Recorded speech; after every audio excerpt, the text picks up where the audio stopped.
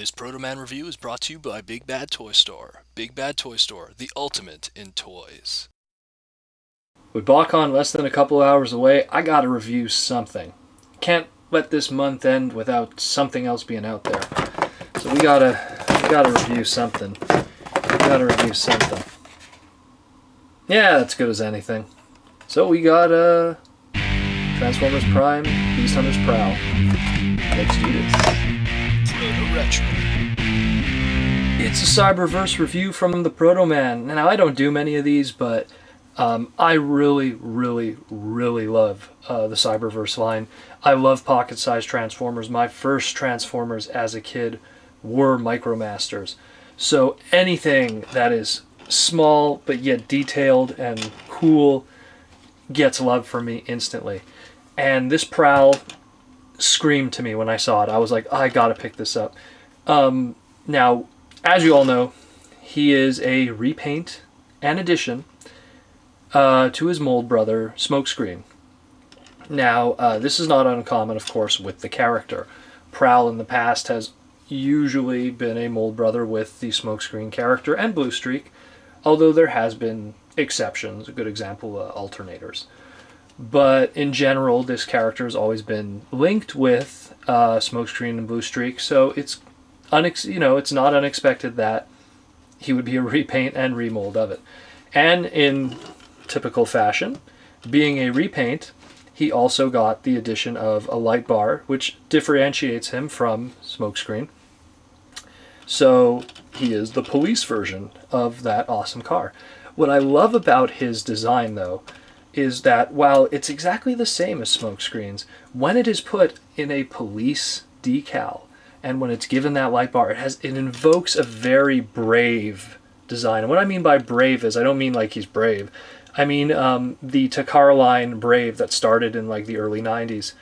A lot of them had police car kind of characters and had a very similar design, very like, concept car, Porsche.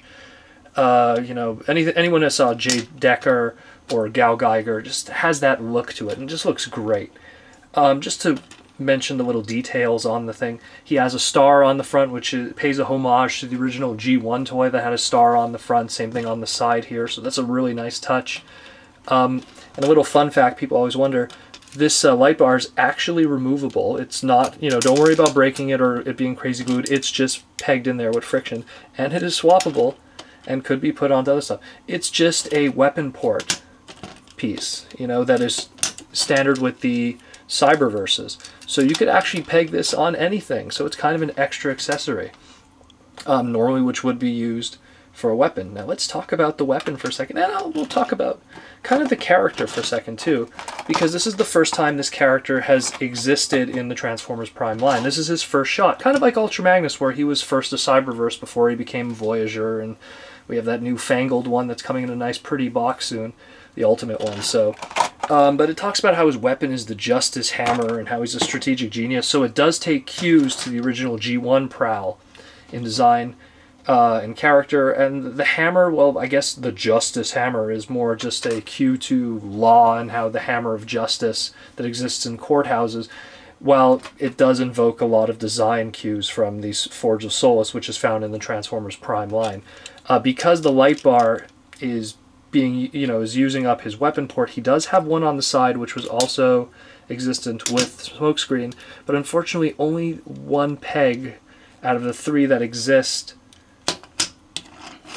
on the Forge of, not the Forge, so the Justice Hammer could use it. The other two are too big and only could be used in the hands. What else could I say before we transform him? Not much, really. I guess I'll just bring in this Prowl. This was the Reveal the Shield Prowl. So just a side-by-side comparison to show another Legion Prowl. There's actually another Legion Prowl, or more of a Legends Prowl, but that would be the animated one, but I wouldn't bring that in here because it's not really a police car. And while I'm on the topic of animated Prowl, another interesting fun fact, that tech spec over there is not really a reflection of the G1 Prowl's tech spec. It's more of a reflection of the animated Ninja's tech spec. And if you actually compare side by side, you'll see there's a lot more similarities there. Where G1 Prowl had almost perfect nines across the board. Animated Prowl had those, you know, more focus on skill and courage and stuff. So just a little fun fact too about Prime Prowl. Kind of a fusion of the two. Really instates what Hasbro has been trying to do with uniting the continuities, so to speak, and having that aligned continuity. But enough talk about the vehicle mode. Let's get to robot mode and do a cut. Yes, that's right. I did a jump cut for a Cyberverse toy. I don't want to waste your time. I got a plane flight to catch, so we're going to do this as quick and clean as possible. So, Cyberverse Prowl, yeah. While I was praising that alt mode and how it was colorful and beautiful and really invoked that brave design, while I really liked the smokescreen, this one, what hurts it is the paint. There's very little paint on it. It's a lot of white and not a lot of anything else. Now, I know the answer for this. The obvious answer, especially, you know, even though Smokescreen was able to have the paint on the knees and he didn't, and have the paint in the other areas and he doesn't have it, is because of the extra plastic used to have the light bar. That's just how the name of the game is. Budgeting works for that. They're called price points for a reason, and there's a price limit.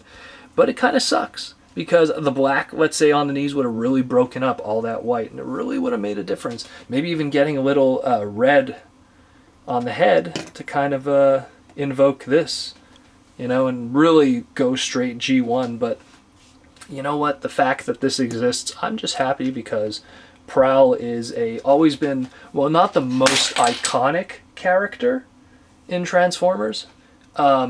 He has always been a design that a lot of people enjoyed. And police cars are cool. People dig police cars. People like rescue vehicles. And a lot of people dig Prowl just based on that. Kind of like Sideswipe, where he's one of those characters that, while he didn't really do much fictionally, he just looked so good that people just give him props for that. Now, one more thing I'm just going to bring in, just for the heck of it, is their big brother. This is the deluxe smokescreen. I kind of hope that they're going to be, one day, taking this character and upscaling him, giving him a chance to then be another, you know, another opportunity, just like Ultra Magnus, where he was a Cyberverse, but then he got a Voyager toy. So I'd like to see one day, hopefully, Prowl done in deluxe form and get a repaint out of it. And hey, Hasbro, you know, it's easy money, baby. You could do it. So that's more or less all I got to really say about that, aside from the fact that, hey, he's got this, the Justice Hammer, and it goes in his hand like this. And then in the packaging, it was actually like this, so I guess they're implying also it could be a gun. Maybe, maybe not. It doesn't really have the molding details for that, but yeah, that's Transformers Prime Prowl in a nutshell. So I suggest pick him up. He's cheap, he's cool, and he's a better repaint, in my opinion. While the paint is not, you know, lavishing on him, I think that he's the better choice of the two. Just because he has that little light bar. I don't know, it just does it for me. Anyways, guys, I'm going to be at BotCon now, so if you see me, come by, say hi, we'll take some pictures, we'll have some fun this weekend. And of course, what you're seeing in the background there, subliminal messaging. I'm going to be at TFCon in a month from now, so be sure to come to that one too. So this is Protoman of ProtoRetro, and this has been a video review of Cyberverse Beast Hunters Transformers Prime Prowl. So until then, guys, roll out.